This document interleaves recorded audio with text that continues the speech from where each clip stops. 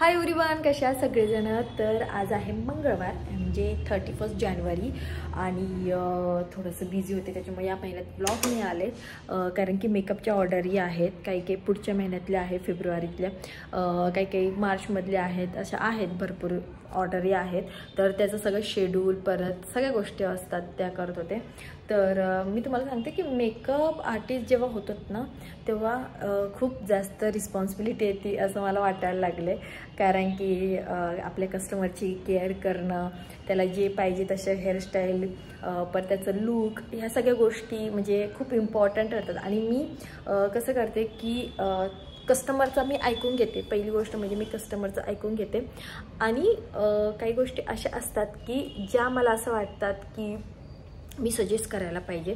आणि काही काही क्लायंटला मी सजेस्ट करते, मोस्ट ऑफ द क्लायंटला मी सजेस्टच करते की तुम्ही असं करा, तसं करा, मग आपण असं ॲक्सेसरीज हे करा, ज्वेलरी. कारण की खूप जणं मला यूट्यूब पाहून हायर करतात ना, तर त्यांना म्हणजे माझा फॅशन सेन्स जो आहे तो आवडतो. मला नाही माहिती कितपर्यंत चांगला आहे, पण मोस्ट ऑफ दी सगळ्यांना माझा आवडतोच. तर मग ते सगळं चालू असतं की आपण असं करूया, वेगळे नेटिव्ह. हां, पण मी अशी आहे की मोस्टली सगळ्यांची व्हिडिओ जे आहे ते इंस्टाग्रामवर किंवा यूट्यूबवर टाकत नाही. जे कम्फर्ट फील करतील त्यांचं मी टाकते, आणि ज्यांना कम्फर्ट फील नाही होत त्यांचं मी टाकत नाही. कारण की मला असं वाटतं की माझे जे कस्टमर आहेत ते माझं देव आहेत, भगवान आहेत, आणि त्यांना जर कम्फर्ट फील नसेल होत सोशल मीडियावर तर मग टाकण्यात काही अर्थ नाही. मग मी नाही टाकत. हे बघा, असं नाही की आपण आपलीच मर्जी टाकायची. जर तुम्ही पण मेकअप आर्टिस्ट असाल, जर तुमचं कस्टमर नसेल कम्फर्ट फील करत तर बिलकुल नका टाकू. सो काही काही जण म्हणजे आहेत कस्टमर की त्यांना म्हणजे सोशल मीडियाला त्यांनी मला यूट्यूब पाहूनच हायर केलेलं असतं, पण नाही आवडत एखाद्याला. आणि मी कधीही, मी तुम्हाला सांगते, मी ब्लॉगिंग करताना किंवा कुठं पण कधी पण कोणाचे पण जरी किंवा नातेवाईक असं प्रत्येकाला मी विचारूनच करते, प्रत्येकाची परमिशन घेऊनच करते. सो अजून मी नाश्ता केलेला नाही, आंघोळ राहिली माझी. तर थोडंसं तेच मेकअपचं वगैरे कामं चालू होतं, टेस्टिंग वगैरे. तर अजून पोहे खाल्ले नाहीत. आणि हां, मी ना ज्यूस दाखवणार आहे तुम्हाला. पहिल्यांदा पोहे खाऊया. मी सकाळी पोहे केले होते, आता कसे झालेत ते, पण चला आपण खाऊया यार, कारण की भूक लागली आहे. आणि मी तुम्हाला एका डॉक्टरांशी जी आहे ती मीटिंग करून देणार आहेत. सो ती मीटिंग तुम्ही बघा, कारण की मी माझ्या डॉक्टरांसाठी त्यांना कन्सल्ट करते. सर थोडीशी क्लिप बघा आणि त्याची सगळ्याची लिंक जी आहे ती डिस्क्रिप्शन बॉक्समध्ये दिलेली आहे. तर चला आमची मीटिंग बघा. Good morning doctor. Good morning ma'am. Sheetal ma'am, how are you? जी मैं बहुत बढ़िया हूँ. हाँ, it is really a pleasure for me कि आपके चैनल पे जुड़ सका मैं, and also pleasure treating your children for so long. जी जी सर, क्या है ना कि मेरे जो फॉलोअर्स है ना तो वो भी मम्मीज है, और मैंने उनको भी बताया है कि मैं अपने बच्चों को जो है वो ट्रीटमेंट कहाँ से करवाती हूँ, और बहुत इजीली हो जाता है. तो आपने जैसे कि सौम्य गणेश को जो इम्यूनिटी पावर मतलब कम हो जाती है या फिर वो बीमार पड़ती है तो मैं आपसे ट्रीटमेंट करवाती हूँ. तो मुझे ये दर्शकों को बताना है कि वो भी क्यों आपसे ट्रीटमेंट करवाए. तो वो आप थोड़ा सा इंट्रोडक्शन दे दीजिएगा ताकि मतलब लोगों को भी बहुत हेल्प हो जाएगी. हाँ मैम, जैसा कि देखिए आपका भी अप्रोच कैसा था, मेरे ख्याल में आपको भी कोई रेफर किए मेरे लिए, and then we contacted, and over a period of time मुझे भी आपके बारे में पता चला. तो मैं तो एक होम्योपैथी डॉक्टर हूँ, आपको जैसा मालूम है, और आप आपके बच्चों के लिए भी होम्योपैथी ट्रीटमेंट प्रेफर करते हैं. तो उस हिसाब से जब हम लोग आपके बच्चों को इम्यूनिटी के लिए ट्रीट करना चालू किए, उसके बाद आपके बच्चों को बहुत अच्छा असर की दवाई, आपके दोनों ट्विंस को. तो जहाँ तक मुझे याद है आप ट्रीटमेंट लिए थे कि बच्चे बार बार बीमार पड़ रहे हैं, उनको बार बार से कोल्ड कॉफ फीवर ऐसे सिम्टम्स आ रहे हैं, एंड उनकी इम्यूनिटी थोड़ी स्ट्रांग हो जाए ताकि वो लोग ईजिली फाइट कर सके इन्फेक्शंस को.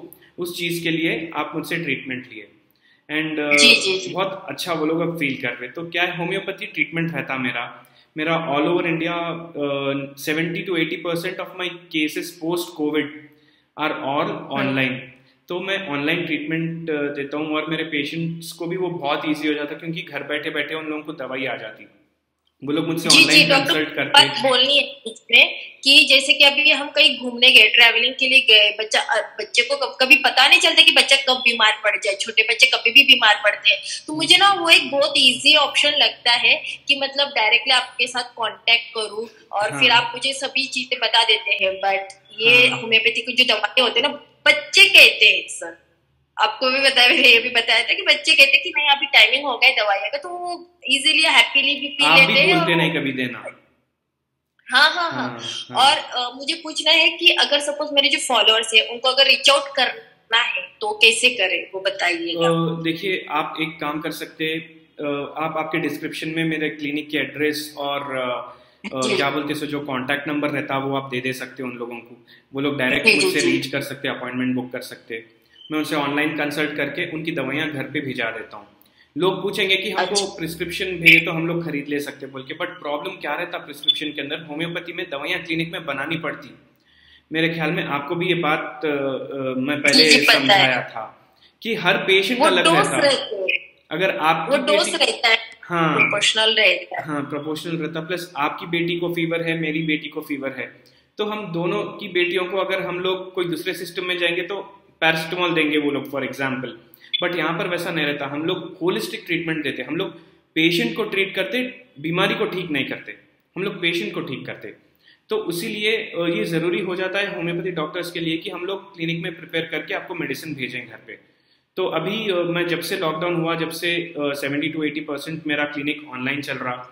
18 स्टेट से मेरे पास पेशेंट्स है, from north, south, north east, north west, almost all the Indian states I am having patients right now, and all of them are feeling very happy उनके बच्चों के लिए। Plus immunity मेरे पास generally बच्चे ही ज़्यादा कर रहे हैं। I do treat adults also, but 25 to 30% of my cases are adults. वो भी मैं ऐसे केसेस लेता हूँ कि जो क्रॉनिक रहते, जो इनक्योरेबल डिजीजेज रहते, जैसा रीनल फेलियर्स रहते, तो थायराइड रिलेटेड प्रॉब्लम्स रहते, एंडोक्राइनल रिलेटेड प्रॉब्लम्स रहते, कैंसर्स रहते। ये इनक्योरेबल केसेस ज़्यादा आते हैं मैडम। अच्छा, उनको भी आप ट्रीटमेंट करवाते हो? हाँ, क्योंकि जिस चीज का इलाज दूसरे सिस्टम्स में नहीं रहता वही लोग होम्योपैथी को अप्रोच करते जनरली। अच्छा, ऐसा मतलब ओवरऑल आप सभी को ट्रीटमेंट करवाते हो, but mainly more of children, more inclined towards children.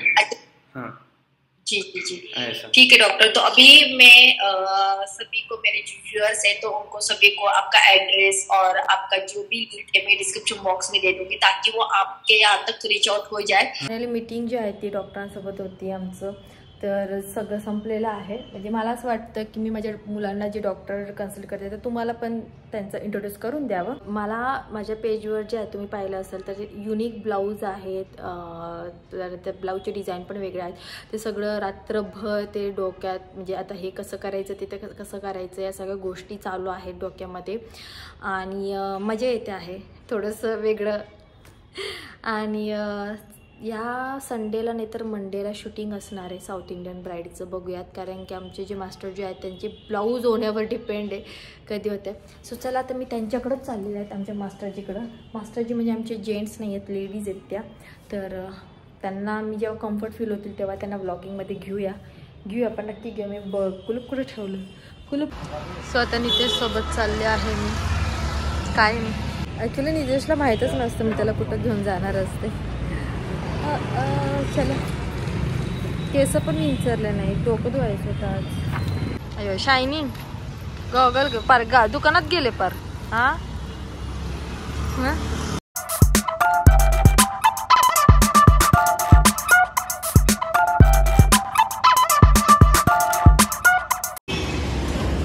बघा तर त्याला विचारा की आहे। वा वा वा, चल। तर आता आम्ही बाजारात आलोय, लई दिवसांनी मी बाजारात आले, फक्त ऑरेंज घ्यायला। मला ज्यूससाठी पाहिजे, तसं बाजार पण पाहिजेच आहेत मला।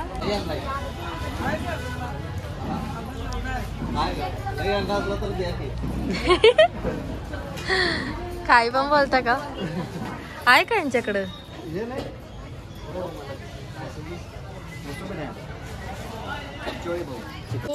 स्ट्रॉबेरी आणि ऑरेंज खाल्लं ना आंबट होते।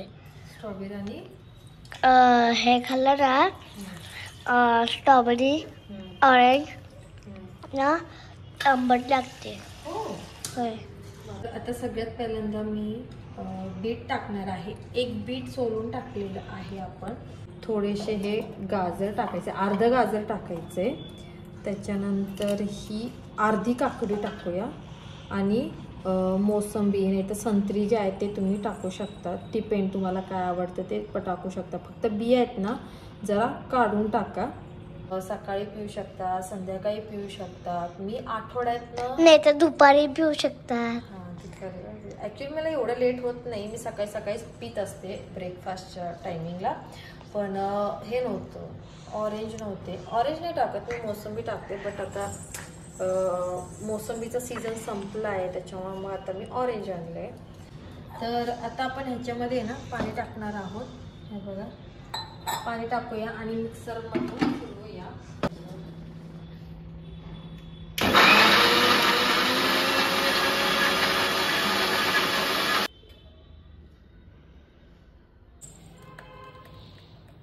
तर आता आधी आपण ह्याच्यामध्ये आहे ना ते पार्टिकल्स थोडेसे आपण नंतर हे करूया. तर आता असं गाळून घ्यायचं आहे. जर तुम्हाला वाटत असेल ना पाणी टाकावं तर पाणी टाकू शकतात, कारण की ह्याच्यात जरा पाणी जास्त झाले. आता आपण हे परत एकदम मिक्सरमधून काढूया, कारण की बघा बीटाचे तुकडे आहेत ना बारीक नाही झालेले. आता आपण ह्याच्यात लेमन स्क्वीज करणार आहोत. एक पूर्ण टाका लेमन, सगळे सत्व जातात ह्याच्यामध्ये. अजून कुठे गेले टाका.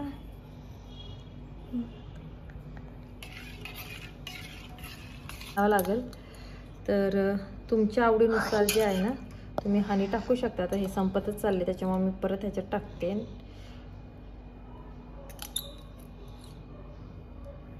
चालू केलं का? तर आता हे सगळं जे आहे ना मिश्रण मिक्स करायचं आहे. आणि थोडीशी मी काळी मिरी आज पहिल्यांदा टाकून पाहते. मम्मी म्हटली टाकून बघ कशी लागती, सो टाकून बघते. आता तुला कोणा सांगितलं? मम्मी आईने बोलली.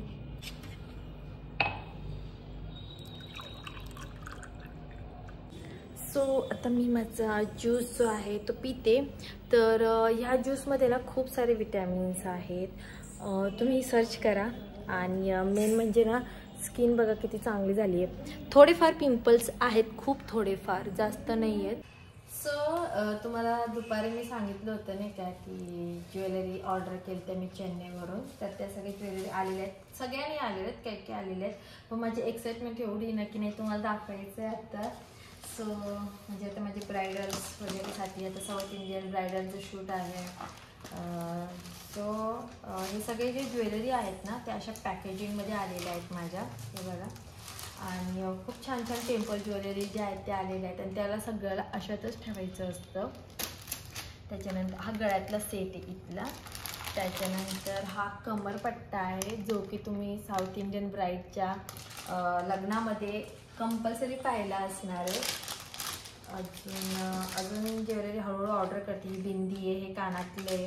त्याच्यानंतर हा डायरेक्ट हा असा लॉंग सेट आहे आणि खूप छान सेट आलेले. तर मी काही काही वेबसाईटवरून पण बघितले होते, बट मला ते आवडले नाही त्याची पॉलिशिंग वगैरे. सो मी त्याच्यामुळे डायरेक्ट चेन्नईवरून ऑर्डर केले, कारण की चेन्नईला याचं खूप मोठं मार्केट आहे, खूप छान मार्केट आहे.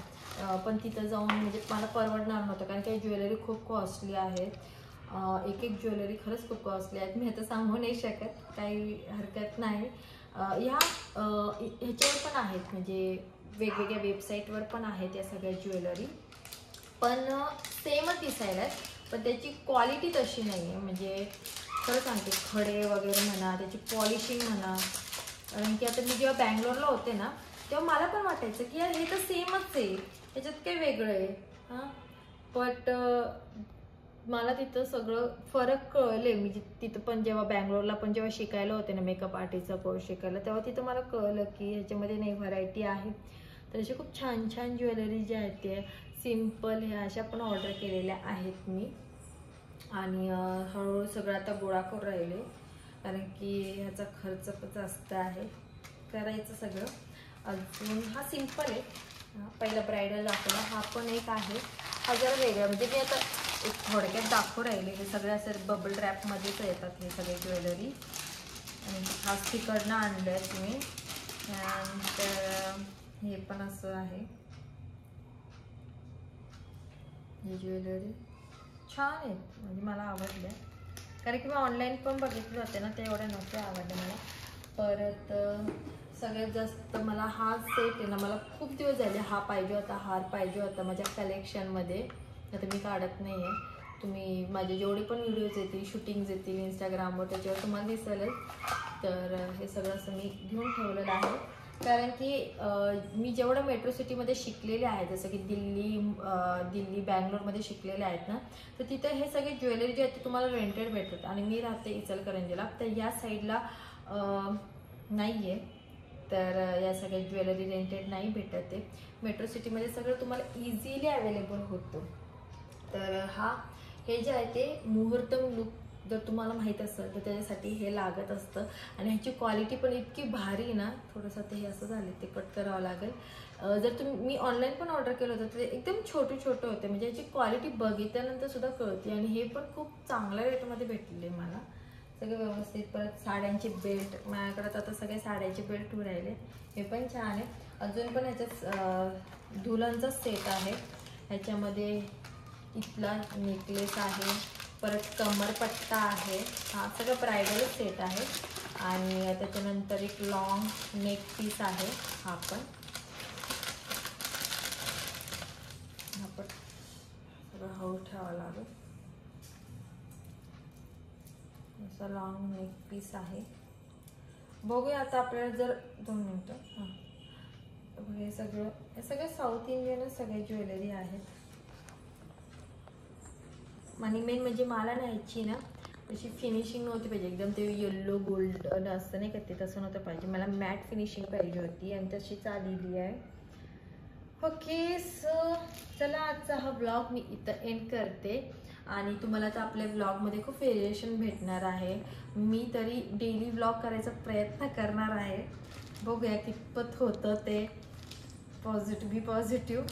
तर तुम्हाला माझे मेकअपचे व्हिडिओ जर पाहिजे असतील तर माझ्या मेकअप बाय शीतल लोलेला फॉलो करा माझ्या इन्स्टा पेजला.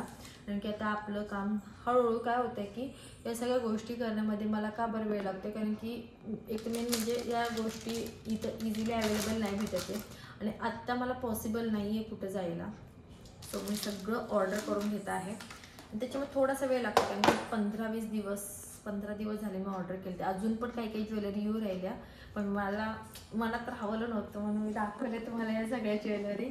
अजून भरपूर काही येणार आहे, अजून भरपूर सगळं काही होणार आहे नेक्स्ट व्लॉगमध्ये. नेक्स्ट म्हणजे आता जे व्लॉग येणार आहेत. तर चला आता हा व्लॉग इथं संपूया आणि भेटूया आता आपण नेक्स्ट व्लॉगमध्ये. खूप खुशखबऱ्या पण येणार आहेत, गोड खुशखबऱ्या येणार आहेत. चला बाय, आणि भेटते मी नेक्स्ट व्हिडिओमध्ये.